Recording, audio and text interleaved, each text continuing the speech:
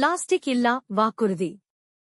ஒளிமயமான நவீன வகுப்பறையில் குழந்தைகள் ஆர்வமாக பேசிக் கொண்டிருந்தனர். ஆசிரியர் பலகையில் எழுதினார், பசுமை வாரம் சவால், கிரீன் வீக் சேலஞ்ச்.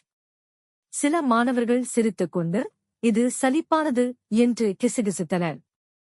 ரியோ, ஆர்வமுள்ள கண்களுடன் கூடிய நேர்மையான சிறுவன், தனது ஸ்டீல் தண்ணீர் பாட்டிலில் தண்ணீர் நிரப்பி, துணிப்பையில் மதிய உணவை எடுத்துச் சென்றான். அடுத்த நாள், ரியோவின் நண்பர்கள் அவரது மீள்பயன்பாட்டு பொருட்களை கவனித்தனர். ஒருவன் சொன்னான், அட, இது நல்லா இருக்கு. இன்னொருவர் தனது பிளாஸ்டிக் பாட்டிலுக்கு பதிலாக ஸ்டீல் பாட்டிலை பயன்படுத்தத் தொடங்கினாள். சில நாட்களில் எல்லா மாணவர்களும் துணிப்பைகள் எடுத்துச் சென்றனர். பிளாஸ்டிக் பாட்டில்களை தவிர்த்து ஸ்டீல் பாட்டில்களில் தண்ணீரை நிரப்பி அவர்கள் எவ்வளவு பிளாஸ்டிக் மிச்சப்படுத்தினார்கள் என எண்ணினர்.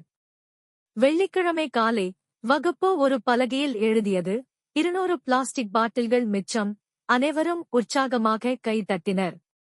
ஆசிரியர் பெருமையாக சிரித்தார்.